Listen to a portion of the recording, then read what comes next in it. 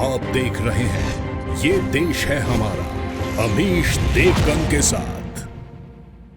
नमस्कार व्यूअर्स, मैं हूं अमीश देवगन और आप देख रहे हैं वीकेंड का सबसे धारदार, सबसे भरोसेमंद कार्यक्रम ये देश है हमारा। और आपका स्वागत है ये देश है हमारा के आज के एडिशन में। करीब 90 दिन तक जेल में रहने के बाद दिल्ली सूबे के मुख्यमंत्री अरविंद केजरीवाल को आधी राहत यानी आधी बेल मिल गई है।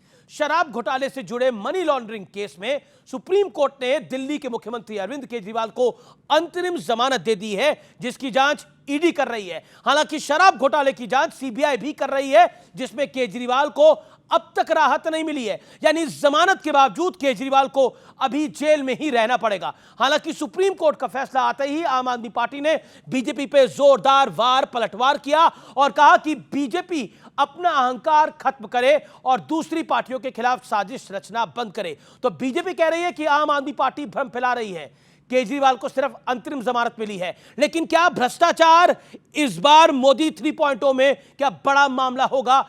इसके अलावा महंगाई और बेरोजगारी और डेमोग्राफिक चेंज यानी जनसंख्या असंतुलन के मुद्दे पर भी जोरदार पॉलिटिकल घमासान छिड़ा हुआ है। तो आज इन्हीं तमाम पॉलिटिकल मुद्दों पर होगी देश की सबसे बड़ी चर्चा वीकेंड के सबसे भरोसेमंद कार्यक्रम ये देश है हमारा में।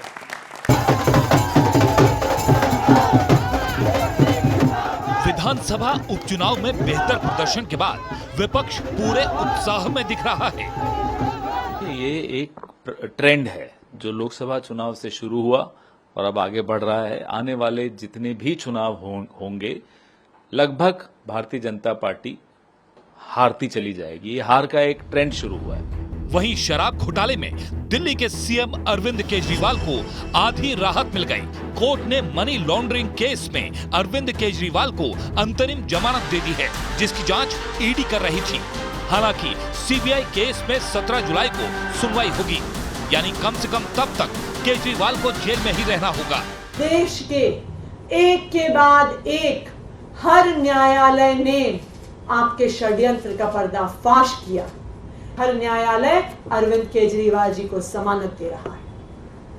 मैं भारतीय जनता पार्टी को ये कहना चाहूंगी कि अपना घमंड खत्म करिए और बाकी पार्टियों के खिलाफ षड्यंत्र रचना बंद करिए।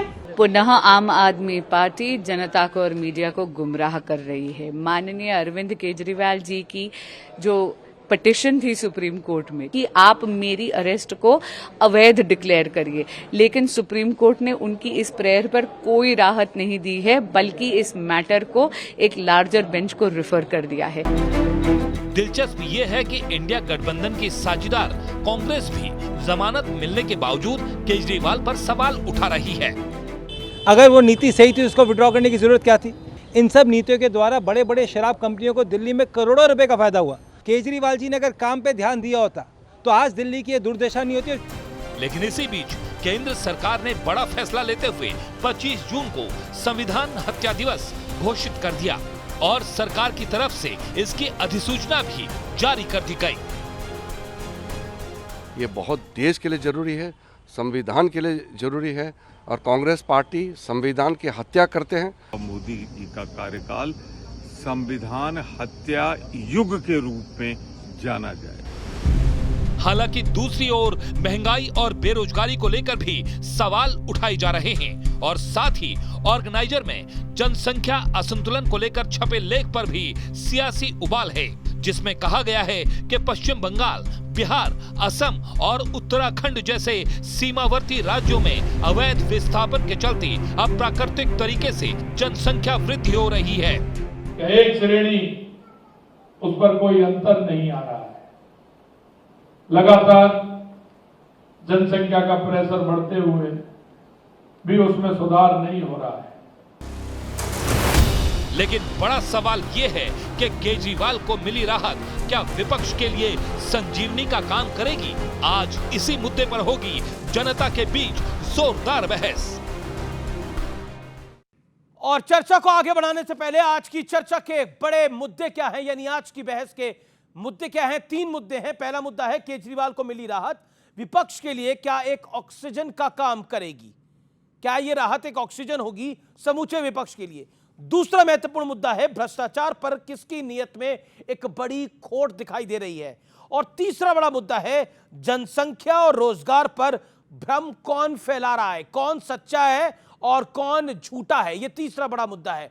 आज आपका एक बार फिर अभिनंदन है, जोरदार तालियों से जनता जनार्दन का, मेरे युवा मित्रों का अभिनंदन है। और मेरे साथ पैनल में कई मेहमान जुड़ रहे हैं। मेरे साथ शहजाद पूनावाला है, भारतीय जनता पार्टी के नेता प्रवक्ता, उनका अभिनंदन है। संजीव झा है, आम आदमी पार्टी के एमएलए हैं, वरिष्ठ नेता हैं, प्रवक्ता हैं, जोरदार तालियों के साथ उनका अभिनंदन है। और विवेक श्रीवास्तव है, नेता लेफ्ट के, उनका अभिनंदन है। मेरे साथ सत्य प्रकाश मिश्रा है, नेता और प्रवक्ता जनता दल यूनाइटेड के एनडीए के घटक दल है, उनका जोरदार तालियों के साथ अभिनंदन है। और राजकुमार भाटी है मेरे साथ, समाजवादी पार्टी के वरिष्ठ नेता और प्रवक्ता, उनका भी अभिनंदन है। तो शुरुआत शहजाद तो आपसे करते हैं। आप कह रहे थे देखिए बेल नहीं मिल रही, बेल नहीं मिल रही, बेल नहीं मिल रही, लेकिन बेल तो मिल गई।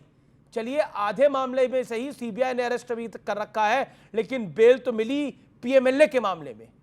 देखिए तो ये तो राहत ही है और आपके लिए आफत है।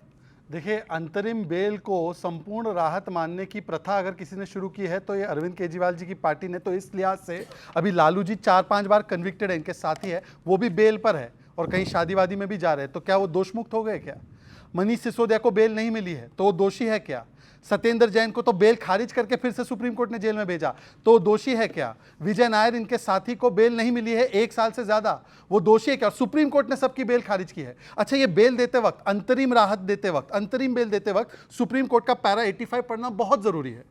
एज वी आर रिफरिंग, ये सुप्रीम कोर्ट कह रहा है, referring the matter to larger bench, हम लार्जर बेंच को ये भेज रहे हैं।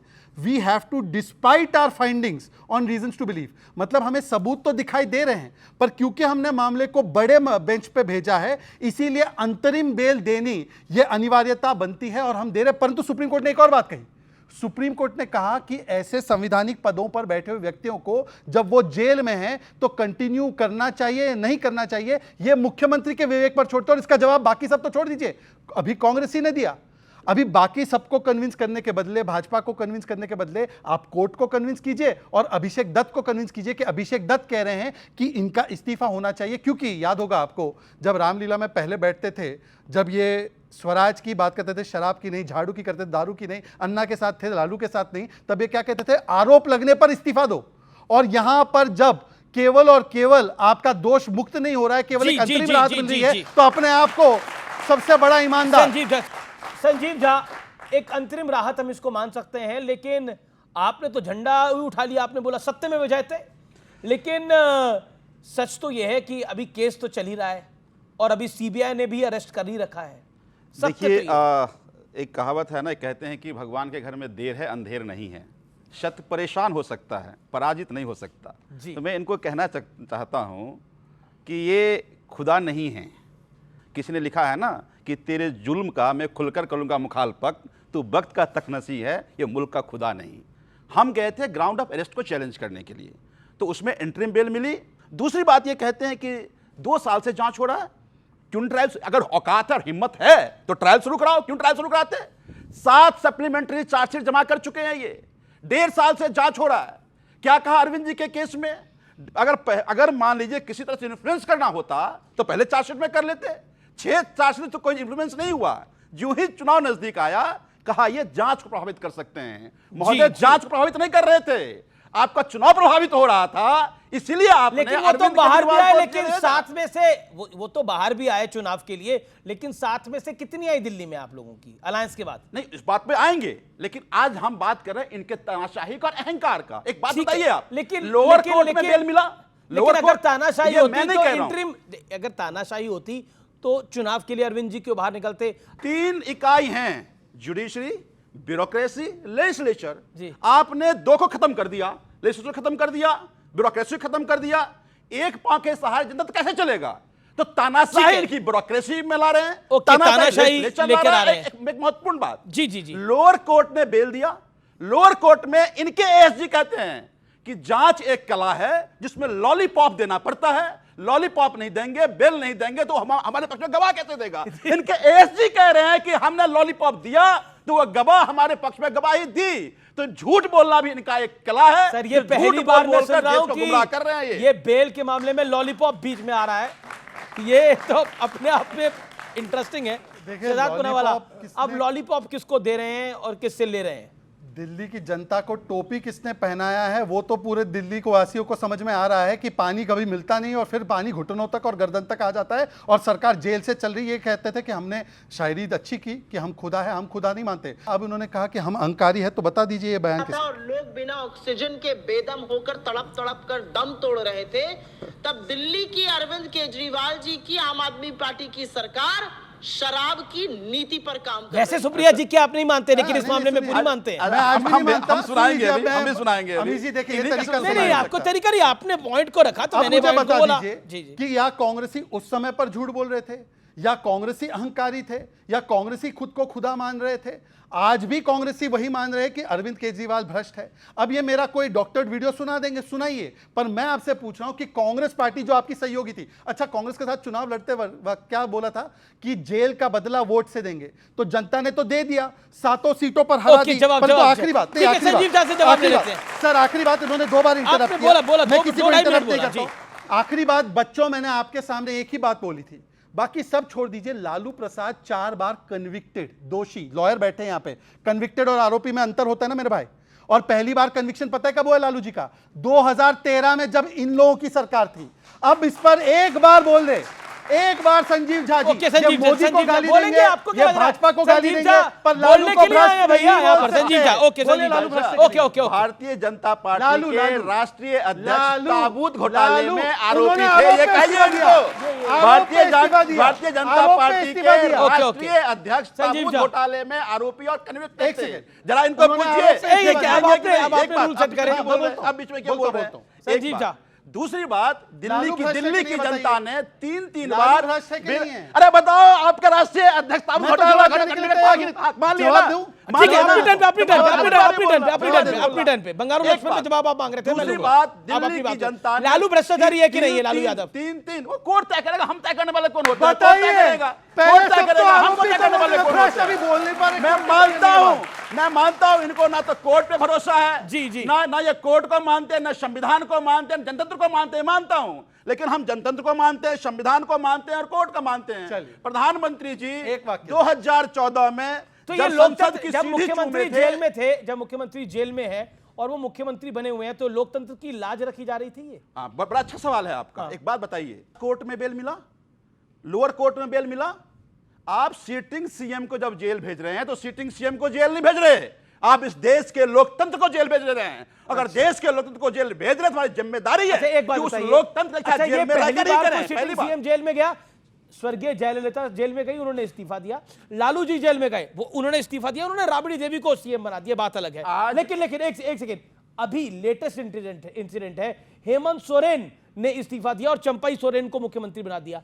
एक लोक लाज तो होती है। और मैंने ये सवाल गृह मंत्री अमित शाह ने से भी पूछा कि भारतीय संविधान में तो कहीं नहीं लिखा कि अरविंद केजरीवाल अगर कोई आरोपी हो जाए या फिर तो उसको इस्तीफा देना चाहिए। उन्होंने बोला संविधान निर्माताओं को पता ही नहीं था कि ऐसा कोई निर्लज भी आ जाएगा। ये अमित शाह ने बोला, मैंने नहीं बोला। अवनीश जी थोड़ा आप गूगल कर लीजिए जी, हमारे सभी एमएलए विधायक मंत्री को जोड़ लीजिए। 202 मैंने मुख्यमंत्री की बात करी सर, मैंने मुख्यमंत्री की बात करी। 202, एक बात बताइए, आप इस्तीफा की बात कर रहे हैं ना, 202 एफआईआर हमारे मंत्री एमएलए हो चुके हैं, सब इस्तीफा दे दिए होते, यही तो कर रहे हैं ना। ठीक है, आप इनको सड़क पे लाना चाहते हैं तो ये, लेकिन एक बात Siddharth Poonawalla, all said and done, देखिए बेल इंटरिम बेल मिली है, लेकिन वो बेल मिली है।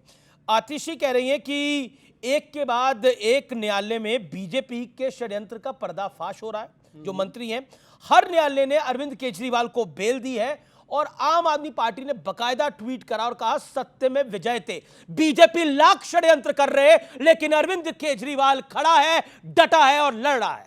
अच्छा, अब मैं पहले इनके सवाल का और फिर 20 सेकंड में आपके सवाल बंगारू लक्ष्मण, बंगारू लक्ष्मण से ही शुरू करूंगा। इन्होंने बिल्कुल सही कहा, बंगारू लक्ष्मण की कन्विक्शन हुई और अब मैं बोलूं कि बीच में बोलते रहना है। बंगारू लक्ष्मण की कन्विक्शन डेफिनेटली हुई। उन पे जब पहली बार आरोप लगा, राष्ट्रीय अध्यक्ष थे, उनको अध्यक्षता से हटाया गया और निश्चित उनकी कन्विक्शन हुई। यह दिखाता है कि हम किसी भ्रष्टाचारी का समर्थन नहीं करते। लालू जी 4 बार कन्विक्ट हो चुके हैं, तब भी वो राष्ट्रीय अध्यक्ष है आरजेडी के और आम आदमी पार्टी आरजेडी के अलायंस पार्टनर है। और सबसे बड़ी बात, यह केजरीवाल जी का ट्वीट है, 2013 का ट्वीट सुनिए। Lalu made crores in fodder scam but no recovery of the money. Just 25 lakh fine और कुछ साल जेल में। क्या स्वीट डील है। आज वो अरविंद केजरीवाल दूरबीन से भी दिखाई नहीं दे रहे हैं कि जो लालू, मुलायम, अखिलेश, राहुल, सोनिया को जेल भेजने की बात करते थे, आज उनके जेल जाने की बात छोड़िए, खुद जेल से सरकार चला रहे हैं। और दूसरी बात आपने कहा आतिशी जी का, विवेक जी मेरा और आपका तो मैंने आपसे कहा था, मैं आपके बीच में नहीं बोलता हूं। आतिशी जी ने 2 महीने पहले आतिशी जी ने एक आरोप लगाया था कि हमारी पार्टी उनकी पार्टी को तोड़ने के लिए बहुत प्रयास कर रही है। हमने बोला सबूत दीजिए। इन्होंने 1 साल पहले आरोप लगाया था 800 करोड़ का ऑडियो टेप है, हम ऑडियो टेप जारी कर देंगे कि भाजपा हमारी पार्टी तोड़ रही है। आज तक वो ऑडियो टेप क्यों जारी नहीं किया है? अगर उनके पास प्रमाण है तो क्यों नहीं किया है? इसका मतलब ये है कि केवल आरोप लगाना और हिट एंड रन करना। अरुण जेटली की माफी मांगी, गडकरी जी से माफी मांगी, ये इस तरह के आरोप लगाते हैं। शीला जी को क्या बोलते थे? जेल भेजेंगे। मैं जवाब देता हूं। शीला जी को जेल भेजने की बात करते थे। शीला जी करप्ट है कि नहीं? मैं जवाब देता हूं। हाँ बिल्कुल। आप कार लालू जी का मैंने बंगारू जी का जवाब दिया, लालू जी का जवाब दें। लालू जी का जवाब। लालू जी भी बोलेंगे। अच्छा मेरे को बाकी मेहमानों की बात भी जाना है। ओके लालू जी पर जवाब मिलना चाहिए। बिल्कुल मिलना चाहिए जवाब भाई। लालू जी पर जवाब मिले ना मिले, मिलना चाहिए। पॉइंट है आपकी बात। उन्होंने बंगारू लक्ष्मण में बोला, आपने सवाल पूछा, उन्होंने आप भी लालू यादव पे बोले। कोर्ट क्या करेगा भाई? हम कोर्ट को मानते हैं, संविधान को मानते हैं, हमको क्या करना है? कोर्ट क्या करेगा? एक बात, उनके साथ कोर्ट क्या करेगा ना? कोर्ट ने तो एक सजा बात, करी है। दूसरी बात एक सेकंड, पर कोर्ट से सजा याफ्ता है लालू यादव। आप कार चोर सुने होंगे, बाइक चोर सुने होंगे, पहली बार विधायक चोर, सांसद चोर, पहली बार आपने सुना विधायक चोर, पार्षद चोर, सांसद चोर। हमारे तो विधायक चोरी कर रहे हैं पूरे देश में। पहली बार विधायक चोर देखा हमने। क्या गाना गा रहे थे? चोर देखा, क्या गाना गा रहे थे? चोर देखा हमने। देख भगवान तेरी दिल्ली की क्या हालत हुई, कितना बदल गया इंसान, कितना देश ने तो जवाब दे दिया। मैंने तो केवल देश 400 पार से 40 में समेट दिया। आप मुझे भाटी जी की बात करो। मैंने आपको मौका दिया, बाकी मेहमान भी है, 3 मेहमान भी है। देखिए विवेक जी भी इंतजार कर रहे हैं, सत्यप्रकाश मिश्रा जी भी इंतजार कर रहे हैं और भाटी जी भी इंतजार कर रहे हैं। राजकुमार भाटी, ये गाना गाया जा रहा था कितना बदल गया इंसान, और क्या आपको लगता है कि पॉलिटिकल सीजन में यानी चुनावी सीजन में तो बहुत सारे आरोप लगाए जाते हैं, लेकिन भ्रष्टाचार के विषय पर नीयत में किसकी खोट दिखाई देती है? पॉलिटिकली क्या आपको लगता है कि भारतीय जनता पार्टी अपने स्टैंड में अडिग है कि हम भ्रष्टाचार के खिलाफ खड़े हैं और खड़े रहेंगे? शहजाद पूनावाला ने गारंटी दे दी है अभी कि मैं किसी के बीच में बोलूंगा नहीं। बिल्कुल मैं पूरी उम्मीद करता हूं अपनी गारंटी का पालन करेंगे, क्योंकि इनकी गारंटी तो देते ही हैं। मतलब आप भी इनकी गारंटी को मानते हैं? मोदी की गारंटी पे विश्वास मत। पहला मोदी की गारंटी मानते हैं, इनको भी पता है अखिलेश और अरविंद की गारंटी नहीं चल रही है। अच्छी बात है, तालियां बजाना चाहिए। गारंटी को फॉलो तो करिए। राजकुमार भाटी की बारी है, प्लीज बोलिए। दो वाक्य लालू जी के बारे में बोल दूं, क्योंकि उस पर बहुत चर्चा हो गई। लालू यादव जिस केस में उन्हें सजा हुई है वो चारा घोटाला जगन्नाथ मिश्रा जब मुख्यमंत्री होते थे उस पीरियड से शुरू हुआ था, और इसकी जांच के आदेश लालू यादव ने खुद दिए थे, और दोषी कोर्ट ने दिए हैं तो उस पर हमें कोई सवाल नहीं करना।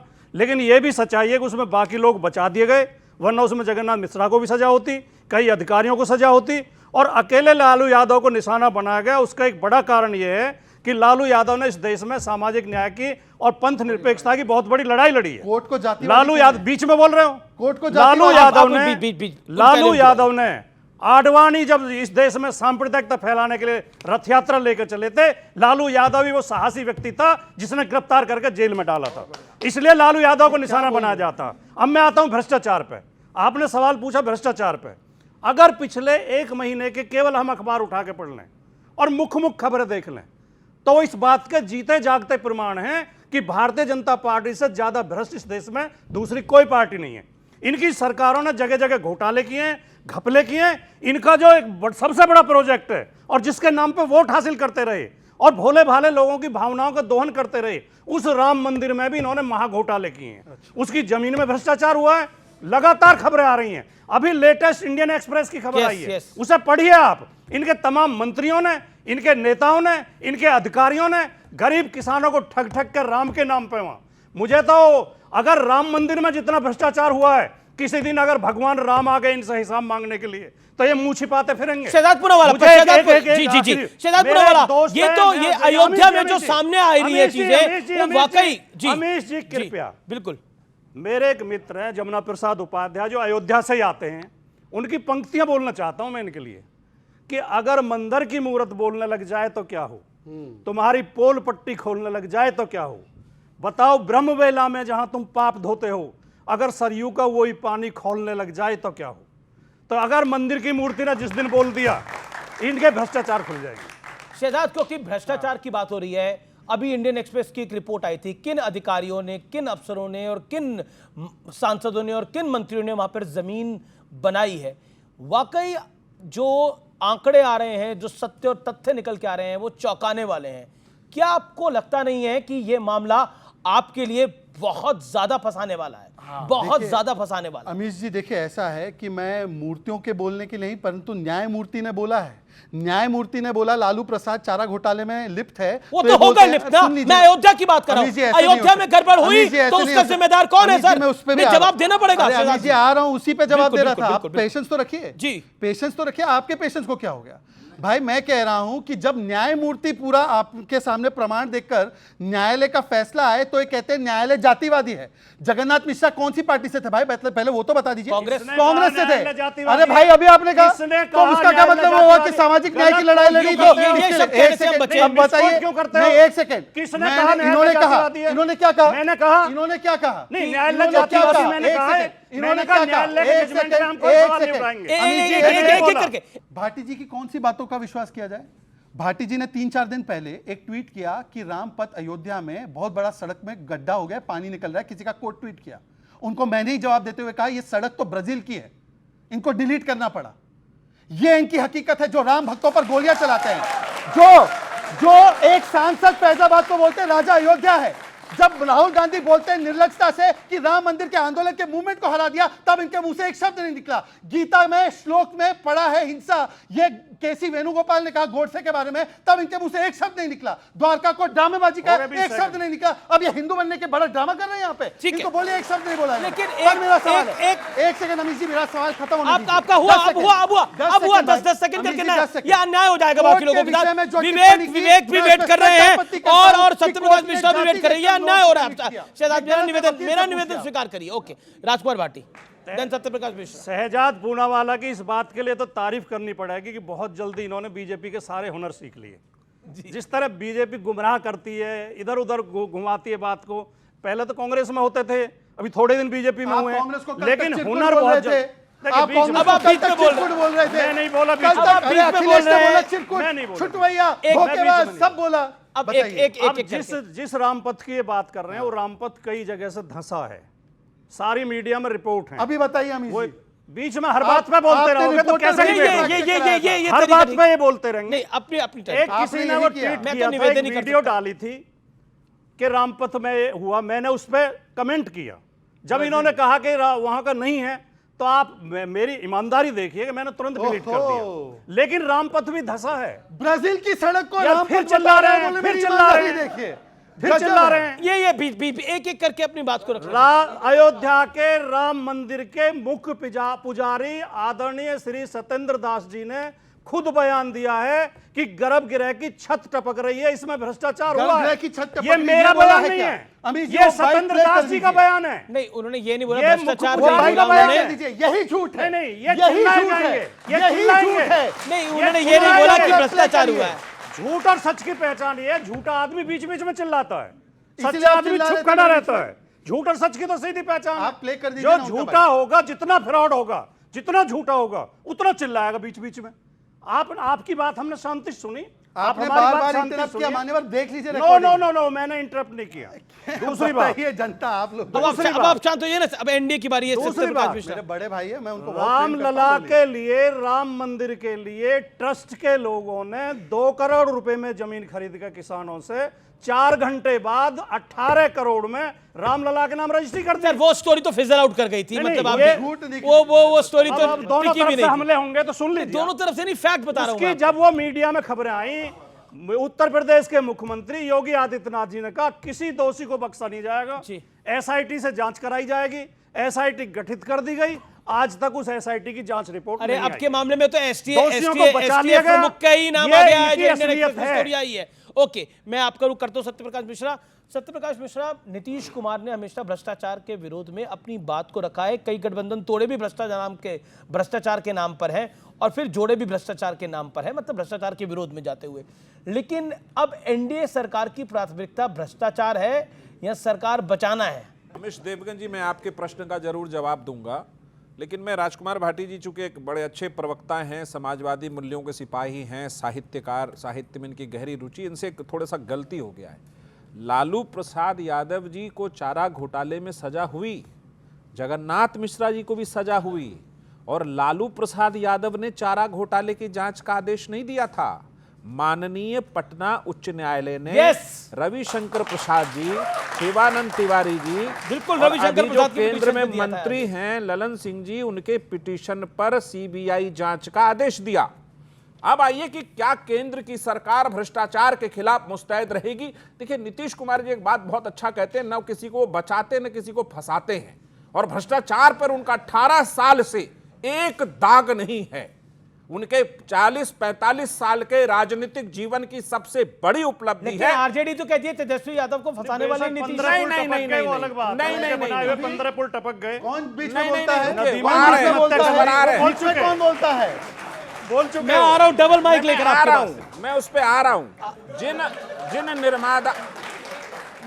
जिन निर्माणाधीन पुलों की दुर्दशा हुई है, उस पे जांच का आदेश मुख्यमंत्री महोदय ने दिया है। गिर क्यों रहे हैं पुल? कुछ पुल निर्माणाधीन पुल कभी कभी पुराने भी गिरे हैं। पुराने, उसमें एक नया चीज आया है कि जो डिसिल्टिंग और ड्रेजिंग होता है, उसमें मिट्टी नीचे से बहुत ज्यादा काट दी गई, तो उस कारण पानी के बहाव, और जो कोसी से पूरा पानी आता है नेपाल से बिहार, उस बहाव में वो दहा है। तो उसमें जांच होगी और जो भी दोषी होगा उस पर कार्रवाई होगी। हमारा भ्रष्टाचार पे 0 टॉलरेंस है और रहेगा। ओके। विवेक जी, आपका विवेक क्या कहता है इस विषय के ऊपर? पहली चीज है, एक बड़ा डिस्कशन लालू जी के ऊपर यहाँ पे चल रहा था, लोग एक दूसरे पे दोषारोपण कर रहे थे, नारे लग रहे थे, बताइए लालू यादव करप्ट हैं कि नहीं है। देखिए, सीधी सी बात है, हमारा ये मानना है इस वक्त देश के सामने एक बड़ा चैलेंज है।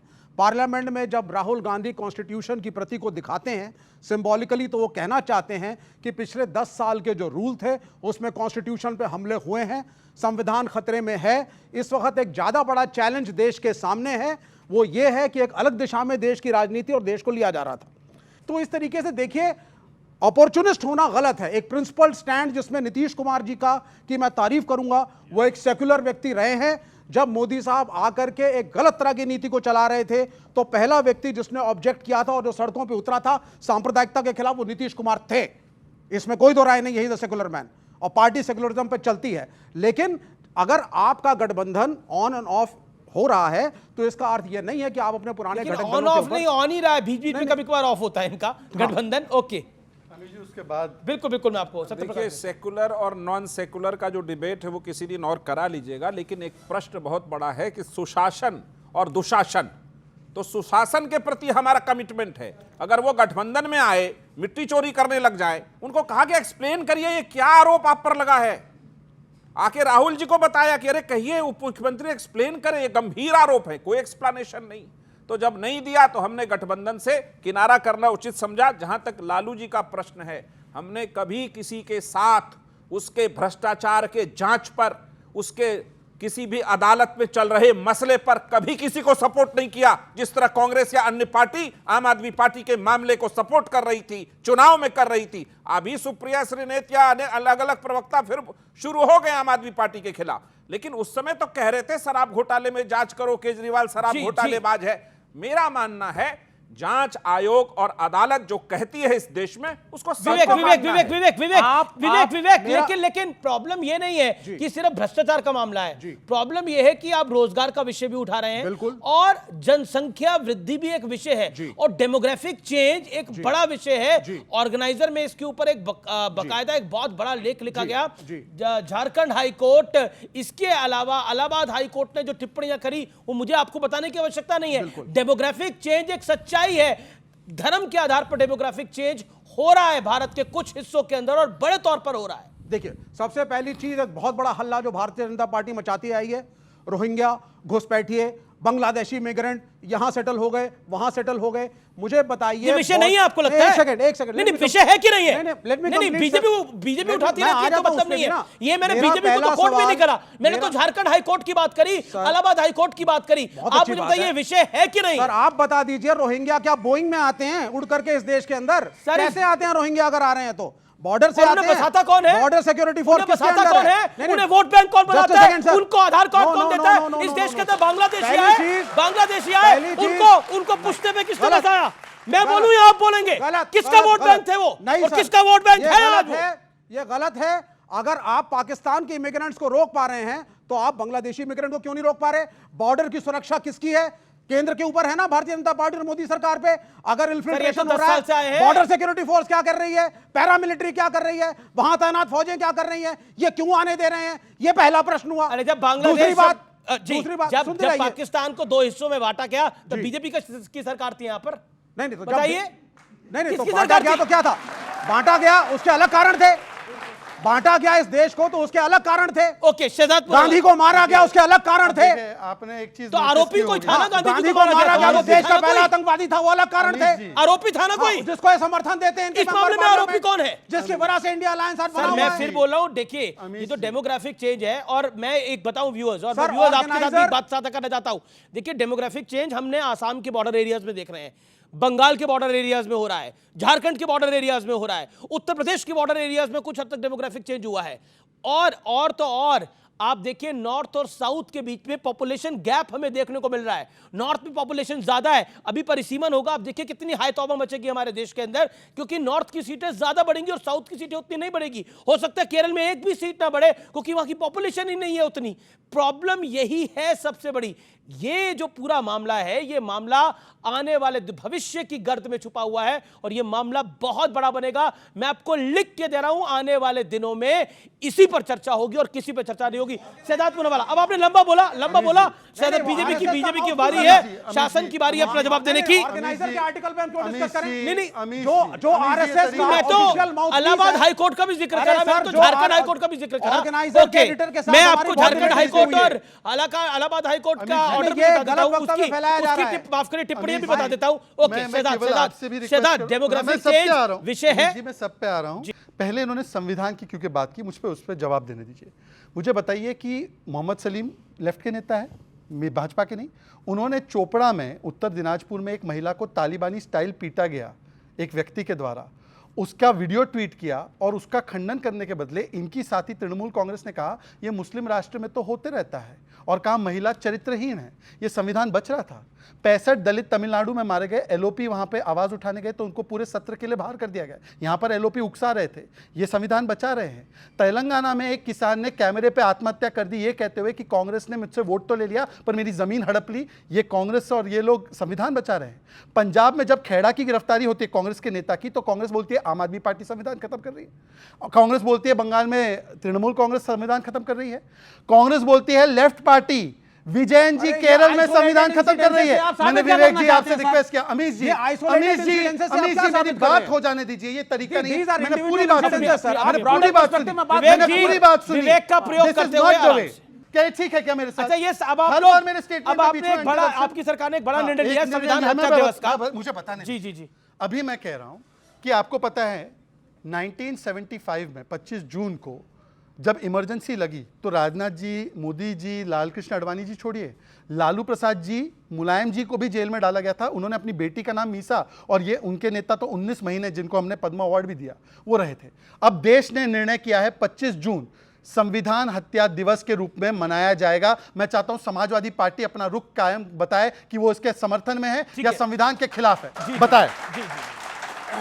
संविधान हत्या दिवस मनाया जाएगा, इसका समर्थन है क्योंकि मुलायम सिंह यादव जी को भी जेल जाना पड़ा था। 1975 में जब कांग्रेस सरकार ने इमरजेंसी लगाई थी तो तमाम समाजवादी पार्टी भी और अन्य समाजवादी दल भी सब उसके विरोध में थे और सब जेल गए थे। हमारे नेता श्री मुलायम सिंह यादव जी भी, लालू यादव जी भी, रामविलास पासवान जी भी सब जेल गए थे उसके विरोध में। और जब मुलायम सिंह यादव जी उत्तर प्रदेश के मुख्यमंत्री बने तो उन्होंने इमरजेंसी में जो लोग जेल गए थे, चाहे वो किसी भी पार्टी के थे, उनके लिए लोकतंत्र सेनानी पेंशन शुरू की, जो कि भारतीय जनता पार्टी के लोगों को भी मिलती थी। जो भारतीय जनता पार्टी के लोग अभी जेल गए थे। जो सरकार ने आज भी हम संविधान हत्या दिवस, इस पे आज आप भी साथ हैं हम या खिलाफ लगातार हैं? कहते हैं, आपकी डिबेट में भी मैंने कहा है 1975 में इमरजेंसी लगाने का निर्णय तो साथ है क्या खिलाफ है? इस देश के लिए लोकतंत्र के ऊपर एक काला धब्बा था, ठीक, उसका ठीक हम है। कभी समर्थन नहीं करेंगे। ओके कभी भी उन्होंने बोला नहीं, उन्होंने ये नहीं लेकिन बताया जो कि वर्तमान इमरजेंसी है वो भी खतरनाक है, वो घोषित थी, ये अघोषित आपके है। बीच में नहीं बोला, मैं अपनी बात रख लूं। जब पार्लियामेंट के अंदर भारत की ओर से प्रस्ताव लाया गया कि 50 वर्ष हुए हैं इसका खंडन कर रहे, तो कांग्रेस ने खड़े होकर विरोध किया। मैं आज पूछना चाहता हूं, अभी कांग्रेस का इमीडिएट स्टेटमेंट आया है कि यह भाजपा की मानसिकता दिखाता है, यह गलत उन्होंने निर्णय लिया। आप कांग्रेस के स्टैंड के साथ है, खिलाफ है? नहीं, आपके जाल में तो हम नहीं फंसेंगे। ये क्या जाल है? हमने अपनी बात संविधान कह दी। बचाने की बात की थी। आप हमारे संविधान बचाने की गठबंधन बात की में, थी। हमारे गठबंधन में संविधान बचाने की बात, निकल गया संविधान, वो निर्णय निकल गलत गया था, संविधान। उसके हम विरोध में, पर हमेशा संविधान विरोध को में। तो बचाना था। आज संविधान हत्या दिवस के साथ खड़े होना संविधान को बचाना ही तो है। आज संविधान को सबसे बड़ा खतरा बीजेपी, आरएसएस ठीक है, और मोदी जी से है। क्या है सवाल? कि आप जैसे कि कहे कि केजरीवाल जी ऑक्सीजन का काम कर रहे हैं, यहाँ का मुद्दा ये था कि केजरीवाल क्या ऑक्सीजन का काम कर रहे हैं, लेकिन केजरीवाल जी आज इंडिया अलायंस के लिए कार्बन डाइऑक्साइड से भी ज्यादा खतरनाक हो जाएंगे अगर ये सीट नहीं जीतेंगे तो। ठीक है, बाकी आपने कहा कि बीजेपी भाजपा पार्टी जो है आपका विधायक और सांसद चोरी कर लिया। आप मुझे ये बताएं कि डिजिटल इंडिया में आप क्यों फिंगरप्रिंट नहीं लगा देते कि आपका भाजपा आपका लगातार चोरी कर रहा है, आपका कैसा ताला है? वो भी हैक आपका कर लिया। ताला बहुत कमजोर है। वो भी हैक कर लिया। और एक बात मैं कहना चाहता हूं, बिहार के लिए आप कह रहे थे कि जब लाल कृष्ण आडवाणी जी रथ यात्रा करके अशांति फैला रहे थे देश में, तो क्या मुलायम सिंह यादव जी ने गोली चलवा करके देश में शांति का प्रमाण दिया था? इस बात का। और एक सवाल बॉर्डर सिक्योरिटी के मामले में जो आपने बोला महोदय, मैं आपको कहना चाहता हूं कि बॉर्डर सिक्योरिटी तो आज भाजपा के हाथ में है, लेकिन जब बॉर्डर सिक्योरिटी कांग्रेस पार्टी के हाथ में थी तो देश में कैसे रोहिंग्या घुसपैठ कर रहे थे। और ज्यादा दूर की बात नहीं कहूंगा, आज से कुछ दिन पहले ही, आज से कुछ, मैं भी खुद बिहार का हूं और बिहार के बारे में, आज से कुछ दिन पहले मैं बंगाल की बात कर रहा हूं। बंगाल में बांग्लादेश के एक सांसद आते हैं बंगाल में और उनकी हत्या हो जाती है। स्टेट पुलिस आपके पास है कि नहीं है? उस जांच का क्या हुआ, जरा उस जांच के बारे में भी बताइए। बॉर्डर पे एक इम्पोर्टेंट बात कहने दीजिए। राजकुमार भाटी को बोला गया है। नहीं, एक बात छूट जाएगी। राजकुमार भाटी की बारी है। राजकुमार भाटी की बात समझिए। मैं आपको मौका, आपको पूरा मौका मिलेगा। राजकुमार जी 30 सेकंड। बिहार की प्रतिभा का लोहा मानना चाहिए। मेरे भाई ने एक ही सांस में सबसे सवाल पूछ लिए। तालियां भाई इनके लिए। आपकी तारीफ ही हो रही है भाई। अभी वो कह रहे मेरे सवाल का जवाब दे दीजिए। हाँ, नहीं, आपने आडवाणी जी और मुलायम सिंह यादव जी का नाम लिया। मैं केवल इतना कहना चाहता हूं, अभी संविधान की बात चल रही थी। मुलायम सिंह जी संविधान के पक्ष में काम कर रहे थे और आडवाणी जी संविधान के विरोध में काम कर रहे थे। हमारा संविधान इसकी इजाजत नहीं देता कि किसी धर्म स्थल के नाम पे दो समुदायों को लड़ाया जाए। संविधान के विरोध में है, हमारा संविधान नहीं देता। राम की बात करना संविधान के विरोध में नहीं, किसी धर्म स्थल को तोड़ना संविधान का विरोध था। किसी धर्म स्थल को तोड़ना संविधान का उल्लंघन था। बताइए, राम जी की चित्र है संविधान में, तो राम जी के मंदिर के लिए जो आंदोलन कर रहा था वो तो हिंसक था, और जो हिंदू को हिंसक कहता है वो बड़ा शानदार काम करता है। जो गीता को हिंसक कहता है वो शानदार काम करता है। आपसे बेहतर तो मैं मुसलमान हूं जो कहता है कि हिंदू हिंसक नहीं है। इनसे पूछे कि हिंदू हिंसक होता है क्या? इनसे पूछे हिंदू हिंसक होता है? इनसे पूछे हिंदू हिंसक होता है क्या? आपने पूछा, जवाब देंगे राजकुमार भाटी। मुझे फिर जवाब हिंसक, बिल्कुल आप दीजिएगा। हिंसक वो होता है जो हिंसा करे, जो हिंसा की बात करे, चाहे वो हिंदू है मुसलमान है। ये कौन सा सवाल है? राहुल गांधी ने तो हिंदू को बोला, मुसलमान हिंसक। राहुल गांधी ने मुसलमान बोला क्या? बीच में चिल्लाने लगे। राहुल गांधी मुसलमान बोला क्या? चिल्लाने लगे। 30 सेकंड जी। कोई ये कहे कि हिंदू हिंसक होता है, मुसलमान हिंसक होता है, तो कोई सवाल ही नहीं है। दूसरी बात जो आप कह रहे हैं, राम मंदिर के लिए आंदोलन नहीं था वो, आप हिंसक हो, वो एक धर्म स्थल को तोड़ने। यार क्या, नहीं, अब ये मुझे लग रहा है एक समझदार आदमी हो। नहीं, आपने समझदारी का परिचय दिया, आपने भी दिया आज। उस आंदोलन के खिलाफ सुप्रीम कोर्ट ने टिप्पणी की थी, सुप्रीम कोर्ट ने उस पर रोक लगाई थी, संसद ने प्रस्ताव पास किया था। क्या ये सब संविधान विरोधी थे? सुप्रीम कोर्ट भी संविधान विरोधी था। और वो आंदोलन हिंदू मुसलमान के बीच नफरत फैलाने के लिए। मेरा आम आदमी पार्टी से सवाल है, एक गाना सुना होगा आपने कि जब जी चाहे नई दुनिया बसा लेते हैं लोग, और एक चेहरे पर कई चेहरे लगा लेते हैं लोग। और सर मैं ये कहना चाहता हूँ कि आम आदमी पार्टी कांग्रेस पार्टी को ट्रैक्टर भर भर के गाली देती थी, आज साथ में खड़े हुए। सर जब दिल्ली में मुख्यमंत्री जी अरविंद केजरीवाल जी इलेक्शन जब इलेक्शन लड़ने आए तो उन्होंने कहा अगर मान लो मैंने चोरी करी है तो जेल का जवाब वोट से दे देना। और लोकतंत्र में जनता का फैसला सबसे अहम होता है। 7-0 से बराबर हो गया। और सर मैं आपको कहना चाहता हूँ और इनसे सवाल भी पूछना चाहता हूँ, ये राम और कृष्ण जी के अनुयायी बताते खुद को कि राम राज्य में दूध मिला और कृष्ण राज्य में घी, केजरीवाल के राज्य में दारू बाई 1 गेट 1 फ्री। ओके देखिए, मैं बाबा जगन्नाथ का बहुत बड़ा भक्त हूँ, लेकिन ये कैसे सनातनी हैं कि जब ये इस बार जीत कर आए, यूपी हार गए और उड़ीसा जीत गए, कहते हैं ना कि किरदार बदल जाते हैं, हकदार बदल जाते हैं, मन्नत पूरी ना हो तो भगवान बदल लिए जाते हैं। तो पहला फिर जय श्री राम ने नहीं कहा, जय जगन्नाथ कहा, चूंकि उड़ीसा जीते और उत्तर प्रदेश हारे। तो ये इनकी राजनीतिक सनातन हैं ये लोग। एक बात। दूसरी बात, एक बात समझो, एक मेरा निवेदन है संजीव भाई, आप बड़े वरिष्ठ आदमी हैं।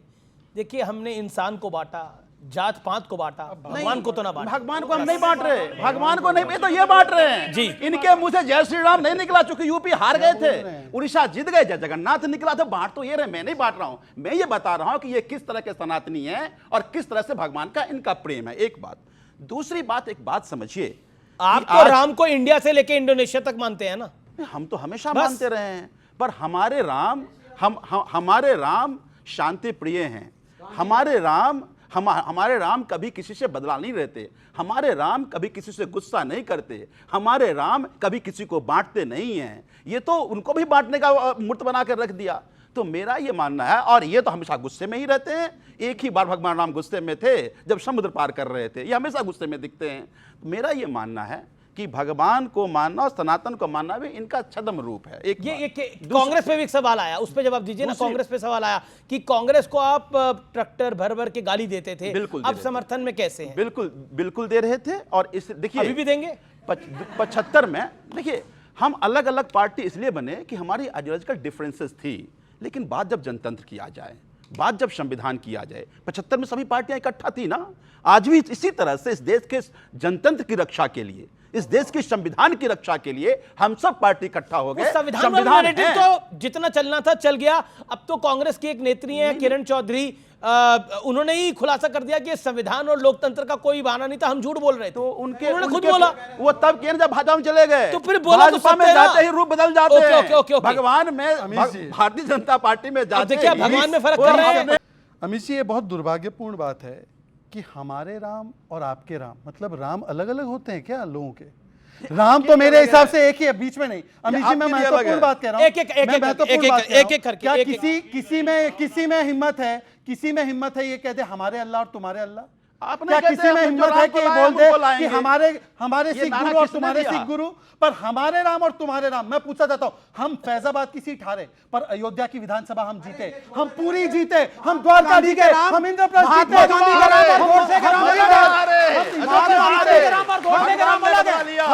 केदारनाथ जीते, हम देवभूमि हिमाचल जीते, हम देवभूमि उत्तराखंड जीते, परंतु हमने भगवान में फर्क नहीं किया। इन लोगों ने भगवान और भगवान के अनुयायी लोग हैं जो कहते हैं कि राम को लाएंगे, राम को नहीं लगा सकता। नहीं अमित जी, मैं बीच में नहीं बोल रहा था। देखिए, मैं आपको मौका दूंगा विवेक, अपनी टर्न पे। मैं बीच में नहीं बोल रहा था। अमित जी, मुझे ये बोल रहे थे मुझे गुस्सा आता है, बिल्कुल, क्योंकि मेरे श्री कृष्ण जो है ना, वो बांसुरी भी बजाते हैं और सुदर्शन चक्र भी रखते हैं। आप किसी में हिम्मत नहीं है कि किसी और धर्म के बारे में बोले कि वो हिंसक है, किसी और धर्म के बारे में बोले कि गीता हिंसा का उपदेश देती है। बोल दीजिए बाइबल के बारे में एक बात, नहीं बोलेंगे, पर मेरे राम और हमारे राम ये स्वीकार्य नहीं है, नहीं है। गीता की बात, ओके। सत्यप्रकाश मिश्रा, आप भी कुछ? हमारे राम और राम दो है। अगर हमें सनातन धर्म, मैं संजीव झा, सनातन धर्म की ट्रेनिंग मुझे शाहजाद पूना वाला से लेना पड़ेगा। ये भारतीय जनता पार्टी में ही हो सकती है, ये ठेकेदार है, हम समझाएंगे। हम ये कह रहे हैं कि आपने दुस्साहस किया था, आपने कहा था जो राम को लाए हम उनको लाएंगे। राम को कोई नहीं ला सकता। ये तो 2000 व्यक्तिगत हमला हमने नहीं किया। आप हमें 2022 के विधानसभा चुनाव में कहा। आ रहा हूं मैं सत्य जी, आपको बता। मुझ जैसे से ये क्या सनातन सीखेंगे? शहजाद से क्या सीखेगा संजीव? जटाटवी गलत जल प्रवाह पावित स्थले बड़े गड़े वलंब लंबितम भुजंग तुंग मालिकम। आगे का आप सुनाइए, आगे का आप सुनाइए, सुनाइए आगे का, सुनाइए आगे का, सुनाइए आगे का। मैंने बोला है सुनाइए आगे का। समय आने दीजिए, हम शास्त्रार्थ भी कर लेंगे। शास्त्र भी कर लेंगे। ओके, ये है आम आदमी पार्टी के। ओके। शराब का नाम पूछते तो बता देते, श्लोक नहीं आता इनको। बिल्कुल आखिरी दौर है, आखिरी दौर की चर्चा। ओके, सत्यप्रकाश मिश्रा जी। डबड डमड मन्निनाद वड मरवयम चकार चंड तांडवम तनोतु नः शिवः शिवम। इसके बाद यही था। ये विविध धर्मों का, विविध संस्कृतियों का देश है। देश की राजनीति में कोई जरूरी नहीं है, पंडिताई करने नहीं आए हो आप। राजनीति करो, भ्रष्टाचार हटाओ, नौकरियां दो। ये क्यों जरूरी है? क्यों जरूरी है आना? मैं कुछ बोलना क्यों जरूरी है आना? ये किस लिए? आप कहना क्या चाहते हैं? इस देश में राजनीति करने के लिए रामायण की चौपाई आनी जरूरी है। बंद करिएगा। आप ये कहना चाहते हैं? बोलने और हर वो व्यक्ति जिसको रामायण की चौपाई आती है वो सच्चा है, आप ये कहना चाहते हैं? सरकार का काम है इंफ्रा बनाओ, नौकरियां दो, सस्ती पढ़ाई, सस्ता हेल्थ केयर, उसको दो। अरे पर ये पंडिताई झाड़ करके आपने लोगों को बहुत मूर्ख बनाया। बोलिए। अब विवेक शांत होना पड़ेगा। नहीं विवेक, ये गलत है। आपने टोका, मैंने आपकी बात को माना। बोलने दो यार। ओके, एक सेकंड, शांति।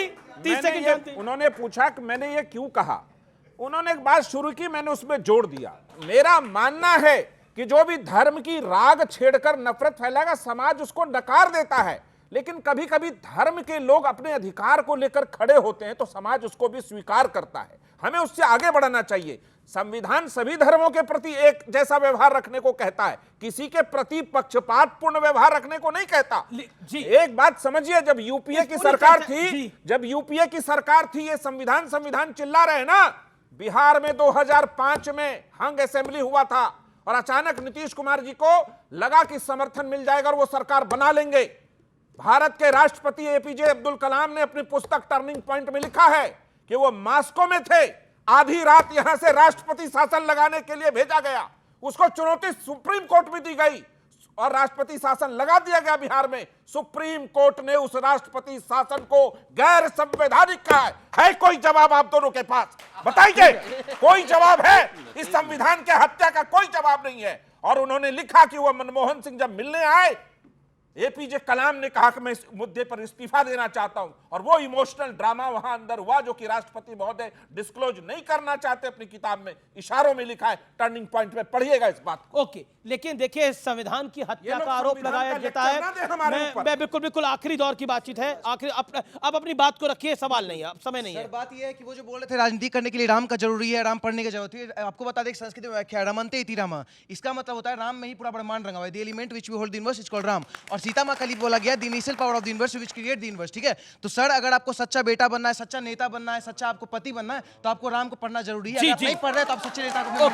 ओके, आप क्या कहना चाहते हैं सर? जी। आप मुझे बार देवानंद का सम्मान देते हो, महान हस्ती थे वो। पर मैं ये कहना चाहता हूँ आपके लिए, नफरत करने वालों के सीने में प्यार भर दूं, आप वो है जो पत्थर को भी मोम कर दे। अरे चलिए, बहुत शुक्रिया। आप कुछ कहना चाहते हैं? सर मैं आप पॉइंट अपनी पॉइंट में कहूँगा सर, राम का पढ़ना जरूरी नहीं है, लेकिन आपकी ये मैकॉले एजुकेशन सिस्टम आपको ये चीज़ बता रही है। नहीं तो आप आइडियोलॉजी स्कूल के जो थॉट्स हैं वो पढ़ते, या कौटिल्य का अर्थशास्त्र पढ़ते, या आप पर्सनल अफेयर सर सर वो रिलीजनल नहीं है सर, वो कौटिल्य अर्थशास्त्र रिलीजनल पर्सनल नहीं है सर। अर्थशास्त्र सर हिंदुइज्म पे नहीं लिखा हुआ है। ईश्वर के बीच की बात है। कितनी महत्वपूर्ण बात बोली विवेक जी ने, एक बड़ी महत्वपूर्ण बात बोली कि रिलीजन आपका पर्सनल अफेयर है। बिल्कुल आपने बोला पर्सनल अफेयर है।